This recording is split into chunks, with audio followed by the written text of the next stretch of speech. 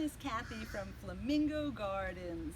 Welcome back to Explore Outdoors While Stuck Indoors, where we explore Flamingo Gardens A to Z. Today's letter is the letter O. Have you been thinking about animals, plants, and trees that begin with the letter O? I sure have. Let's go check them out. Come on. Hi, my name is Jan. I'm a volunteer here at Flamingo Gardens with a group called the Orchids. We started mounting orchids here 3 years ago. We're up to about 1,000 orchids in the front 30 acres. I'm also part of the board here at Flamingo Gardens and president of the Flamingo Gardens Orchid Society. I'd like to show you today a beautiful orchid that we have blooming right here outside the gift shop on the bridge. This is called a Vanda. The name of it is Pachara Delight. What we love about this orchid is that it blooms about 4 times a year. Isn't that color amazing? Vandas don't have storage for water, so their roots depend on getting water at least every other day. Why they're so happy in this location is because they're located by the water here in the gardens, which helps with humidity. If you look over here, we added a different color Vanda, a small orange Vanda. These flowers come in all different sizes, little tiny ones the size of your thumb to ones that are the size of a dinner plate. We're over by the reflection pond now. You can probably hear the water going off the beautiful rocks, but I wanted to show you this is a different kind of orchid. This is a Phalaenopsis. These orchids prefer to be in the shade. Their leaves are very soft and they get sunburn if the sun is too hot on them. It's attached itself to a palm tree and it's doing quite nice. Phalaenopsis come in many different colors also and sizes. Here you have buds that are going to open and be another flower. So this has just started to bloom. Here we have another Phalaenopsis, a beautiful purple color. And I want to show you how they attach to the tree if you see the roots grabbing onto the tree. They get some food from the tree when it rains and things fall down, including bird poop, helps them grow. Also, if this looks familiar to you, it's because it's the #1 orchid sold in Publix. If you're following the sidewalk right past the bird cage, you're going to find some beautiful mini Phalaenopsis in the trees. Let's follow the roots. You'll notice that the tree is also wet because the orchideers are here this morning watering and fertilizing because we haven't had rain lately. These miniature Phalaenopsis look like snowflakes. Be sure you look up when you come to visit Flamingo Gardens. We're on the Ray lawn. This is our head orchideer, Lucy. She's fertilizing right now. They need their food.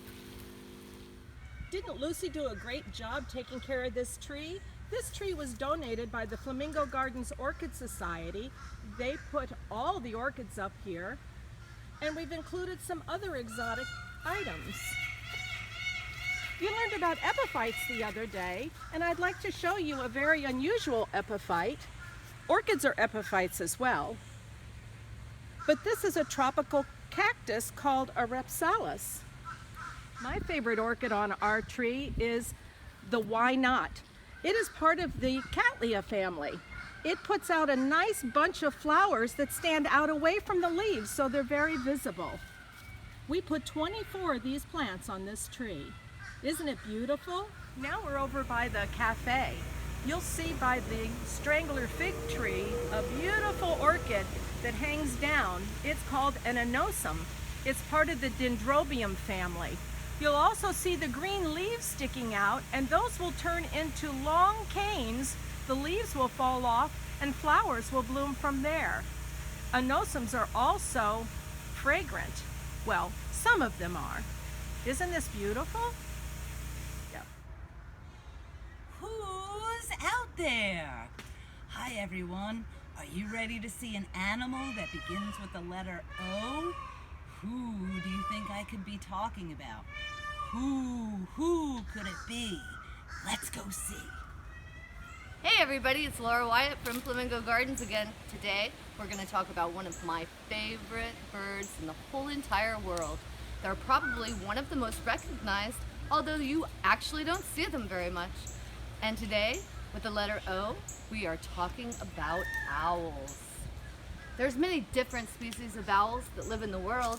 This one in particular, the barn owl, lives on every single continent in the whole world except for Antarctica. Barn owls have 13 subspecies. They're also commonly referred to as the sweetheart owl due to that very beautiful heart-shaped disc on her face. Barn owls, just as their name implies, live in barns. Now Moonpie here, she's been with us for 22 years. She's one of our oldest ambassador animals. Take a real close look at her face. Now that's called a facial disc. And what that face does is it is able to take sound, absorb it, and have the sound either go to their ears, or Moonpie actually has the ability to cover that eyes and have her sound blocked off. Now this is extremely important for owls because their hearing is their number one way of finding their prey.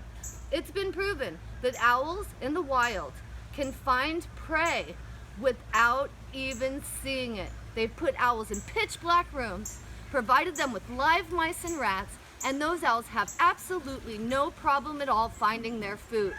Now Moonpie here also has these really soft little whiskers that come off her face almost like a cat whiskers, and those are called philloplumes. Owls have a hooked beak to help them eat their prey.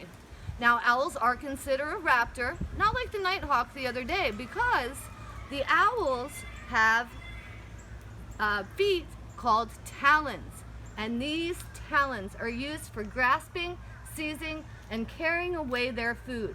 Barn owls are really cool too. If you can take a look and see, one of her toenails actually has little teeny tiny comb-like structures, and she's going to use those comb-like structures to basically comb out her feathers when they get ruffled. Because you know an owl, they gotta look good, right?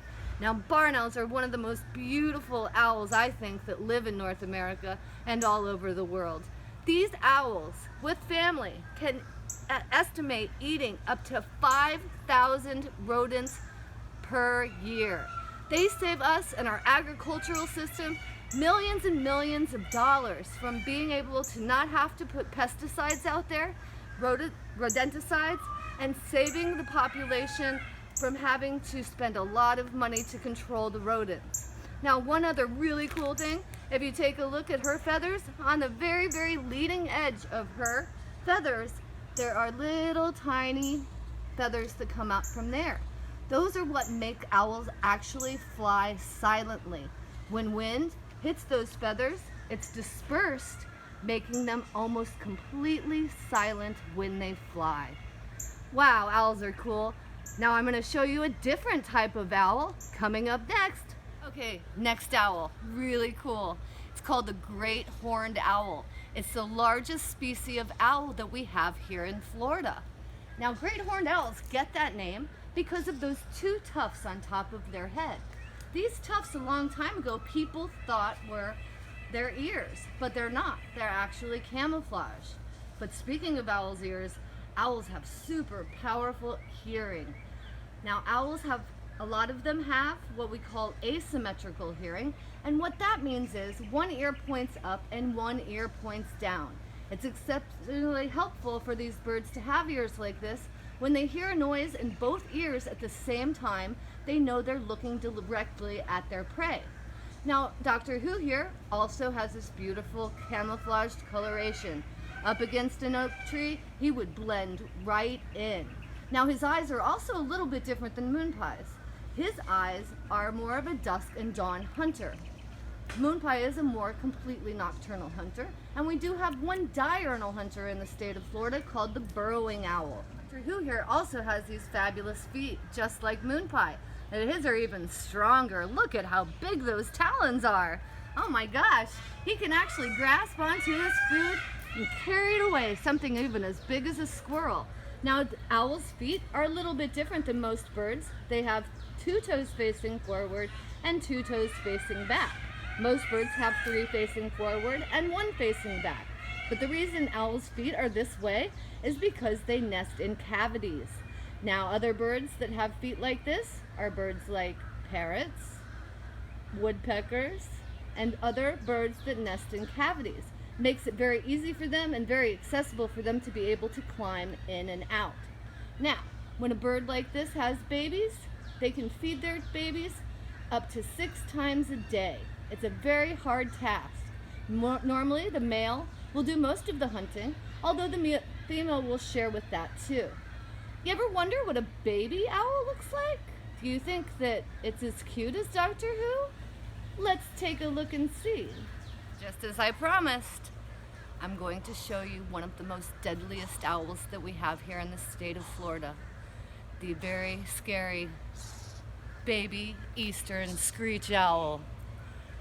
Look at this little guy. But he is actually very tough. Screech owls in the wild, ounce for ounce, are one of the strongest of all of the owl species.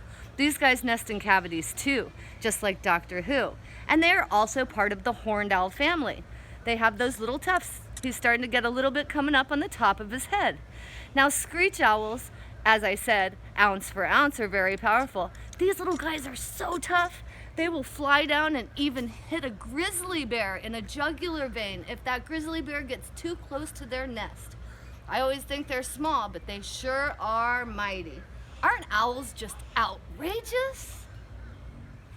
I hope you enjoyed learning about orchids today and owls. Who was your favorite owl today? Now we're going to make a craft with Crafts with Cats, starring Oreo and Grey Ghost, and we are going to make an owl puppet. Go on to flamingogardens.org and click on the Education tab to download the template so that you have your owl face and body. You're also going to need crayons, scissors, glue, and a paper bag. First, you're going to color in your owl. You can color them any color you want. They can be natural colors or they can be wild colors like blues and reds and purples. After you're done coloring in your owl, you're going to cut the owl out, the head and the body, and glue it onto your paper bag. So you want to glue the head onto the very bottom of the paper bag. No, and then the body is going to go right below that line where the bottom of the bag is. Ooh, a little windy today. And then we have our owl puppet. Pretty cool, huh? Now remember, take pictures of the crafts that you make at home and send them in so we can see what you're doing while stuck indoors. I hope you enjoyed learning about the animals, plants, and trees that start with the letter O today.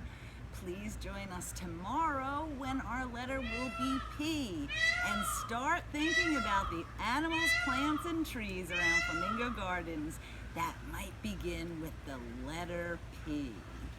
You can visit us at flamingogardens.org, click on the Education tab, or go to YouTube, Instagram, or Facebook at Flamingo Gardens. Have a great day, and we will see you tomorrow. Bye!